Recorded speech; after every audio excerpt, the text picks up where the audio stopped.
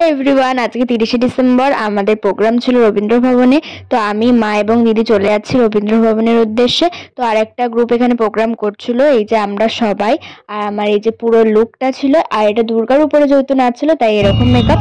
তো আমাদের নাচ তোমরা এনজয় করো।